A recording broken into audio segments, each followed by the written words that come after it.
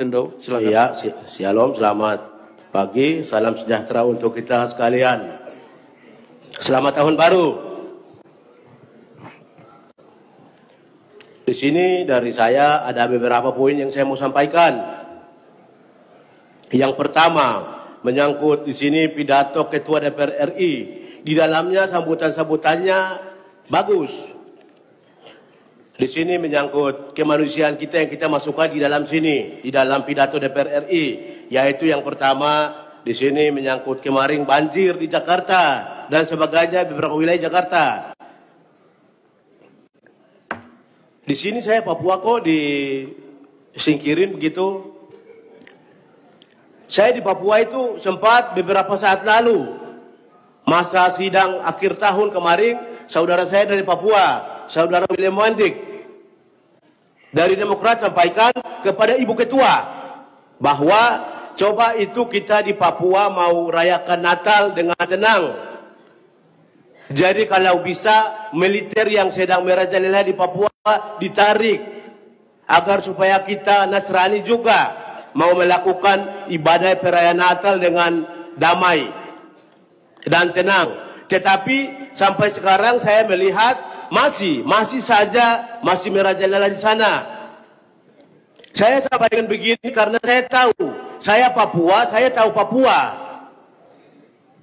Saya orang asli Papua, saya tahu Papua. Makanya saya sampaikan di tempat yang terhormat ini bahwa tolong coba lalu Ibu Ketua sempat sampaikan bahwa pernyataan dari Pak William Wandik, Ibu Ketua jawabnya iya, nanti kita lanjutkan ke Komisi 2. Apakah itu sudah atau belum?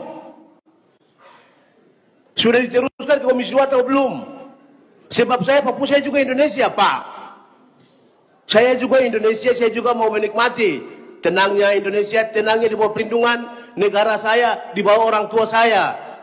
Presiden orang tua saya, DPR orang tua saya. Saya juga mau butuh pelukan dari seorang orang tua.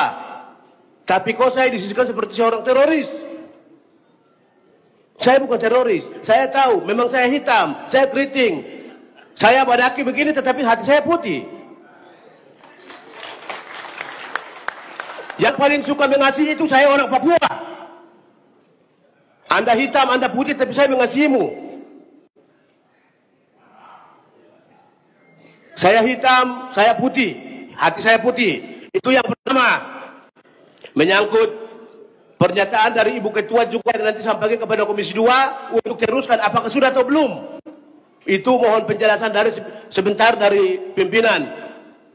Yang kedua, di sini menyangkut hal ini juga, hal yang militer ini juga akibatnya sampai-sampai Wakil Bupati Nduga bisa mundur dari jabatannya. Itu karena apa?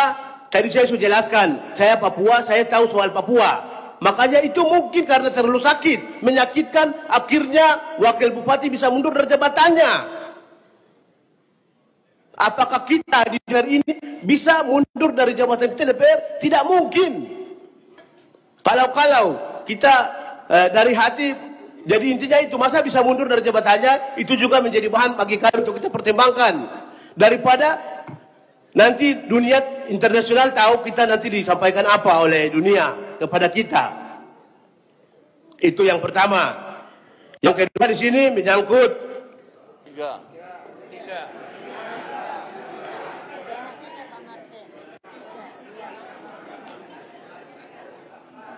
Iya, baik, terima kasih.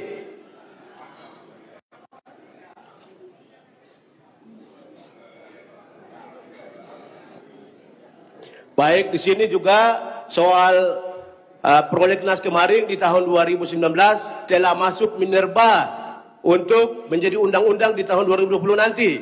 Saya Papua, saya kaya akan alam. Indonesia, Sabang sampai Merauke, saya kaya akan alam. Kalau bisa, kita mengingat juga untuk cucu kita ke depan. Anak cucu kita ke depan, kalau kekayaan alam kita habis, kemananya mereka nanti.